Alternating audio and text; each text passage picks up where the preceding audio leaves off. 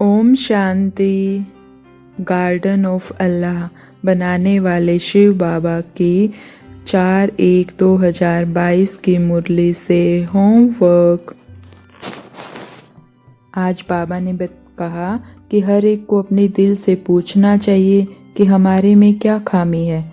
बाप को बताना चाहिए, बाबा मेरे में यह खामी है, नहीं तो वह खामी वृद्धि को पाती जाएगी। तो आज पहला होमवर्क तो हम यही करेंगे कि हमारे अंदर दिन के समय में हम अपने ऊपर पूरी गहराई से चेकिंग करेंगे और नोट करेंगे कि ये कमी अभी तक है, और जो कमी आए सामने नज़र वो बाबा को बताते जाएंगे। इससे हमारी खामी कम होती जाएगी और बाबा से हमें सच्चाई बताने के लिए ताकत भी मिलेगी।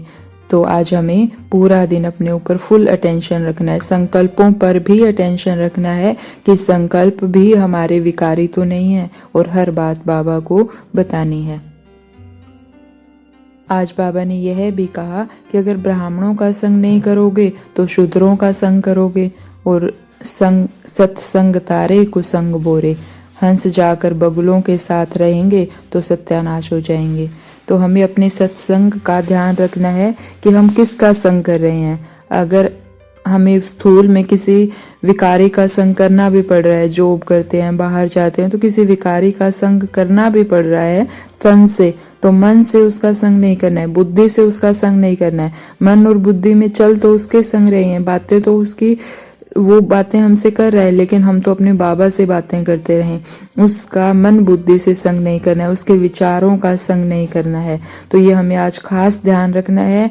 और जब हम तमो प्रधानता के अंत समय में है तो हर आत्मा विकारी है, और उसके संग तो हमें उसके लिए शुभ भावना, शुभ कामना रखनी है, और मन बुद्धि से सिर्फ और सिर्फ बाबा के संग में ही रहना है, या फिर ब्राह्मणों के संग में जो ज्ञान की बातें करते रहते हैं। बाबा ने कहा किसी से भी रूठना नहीं है, बाबा से तो बिल्कुल भी नहीं रूठना है। बाबा कहते हैं अगर किसी से नाराजगी हो भी जाती है तो घर में बैठकर मुरली पढ़ो, बाबा का खजाना तो लो ना। तो आज हमें सारा दिन अपने संग का ध्यान रखना है, और मन बुद्धि में संकल्प कौन से चल रहे हैं उसका भी पूरा ध्यान रखना है। आज हमें बाबा बात करने का भी तरीका बता रहे हैं कि हमें सबका रिगार्ड करना है, आप कहकर बात करनी है। तो आज ये छोटी छोटी बातें जो हमें बाबा धारणा के लिए बता रहे हैं, जो हमारे स्वभाव संस्कार को बदल सकती हैं, उनका हमें खास ध्यान रखना है। हमें जो भी मिले, छोटा बड़ा, कोशिश करेंगे हम उसकी रिस्पेक्ट से रिगार्ड देकर बात करें, आप कहकर बात करें। और आज बाबा ने सीधा कहा कि अब चढ़ती कला का समय नहीं है, अब उड़ती कला का समय है, और उड़ती कला का अनुभव करने के लिए हमें डबल लाइट स्थिति में रहना है। और वो कब रहेंगे? जब हम सर्व आकर्षणों से मुक्त रहेंगे।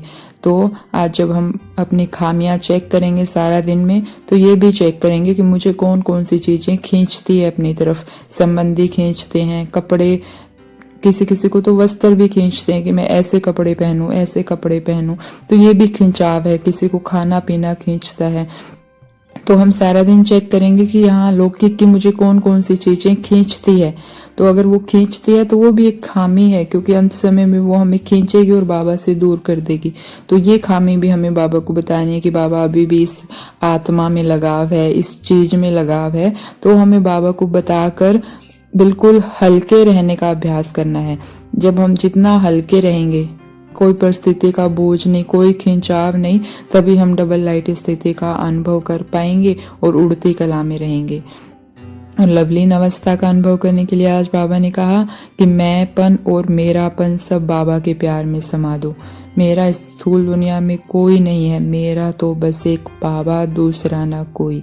पहनना है बाबा की जो आज्ञा है, खाना है बाबा की जो आज्ञा है, सब कुछ बाबा के प्यार में लवलीन रहेंगे तो बाप के समान बन जाएंगे। तो ऐसी स्नेह की चुंबक आत्माओं को ओम शांति। शुक्रिया बाबा।